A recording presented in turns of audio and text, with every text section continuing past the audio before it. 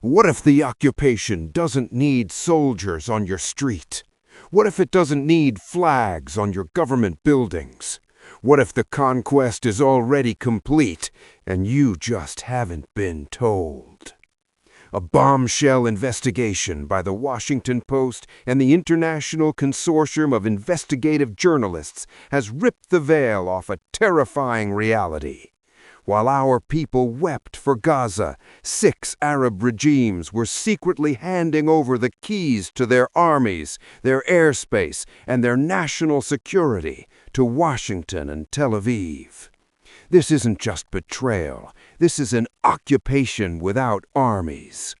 According to the documents, since at least 2022, a secret framework called the Regional Security Construct has been operating under U.S. Central Command, CENTCOM. Its members, the Israeli occupation state, and 6 Arab nations. Its purpose, total military and security integration. They integrated air defense radars. Every plane, every drone, every missile signal in Arab skies is now fed into a central U.S. platform, giving Israel a real-time window from the Gulf to the Mediterranean. These Arab radars have become the eyes for the occupation army, exposing resistance movements and paving the way for airstrikes. They held joint tunnel warfare workshops on American soil. Arab officers were trained by the U.S., learning the very tactics Israel uses to dismantle Palestinian resistance in Gaza. The experience gained from shedding Palestine. They launched coordinated information operations to manufacture public consent. Using bots, fake accounts, and paid media, they push a narrative of regional prosperity and cooperation to whitewash this alliance and silence voices for Palestine. But to understand why this betrayal is possible, we must rewind the clock. These regimes did not emerge from the will of their people. They are the direct product of a colonial surgery. After dismantling the Ottoman Khilafah in 1924, the colonial powers, Britain and France, carved up the Muslim world with a ruler and a map. They invented nation-states where none existed, placing puppet kings and autocratic rulers on artificial thrones. Why? To prevent the Ummah from uniting, to exploit our resources, and to safeguard Western interests. These rulers are not natural leaders, they are guardians of colonial legacy.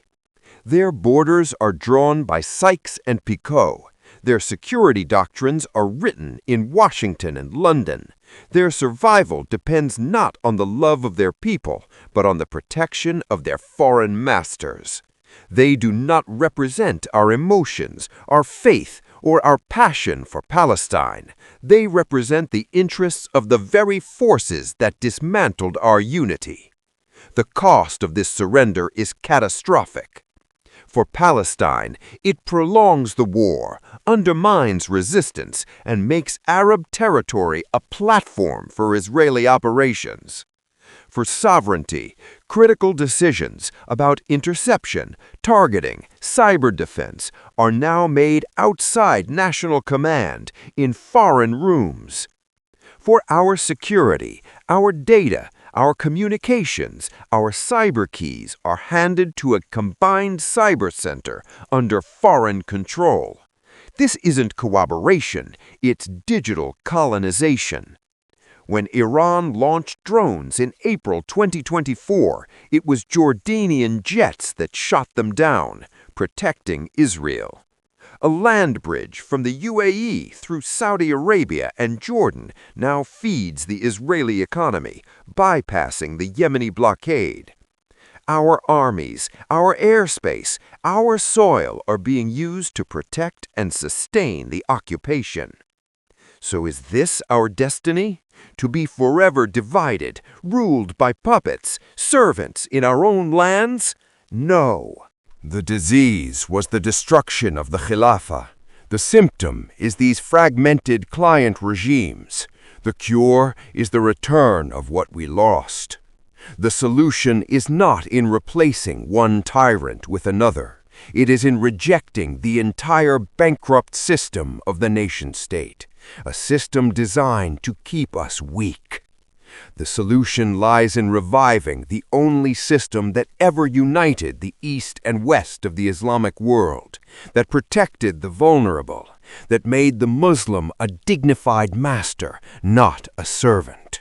The answer is the return of the Khilafah, a single leadership for the entire Ummah, accountable to God and to the people, ruling by Islam alone.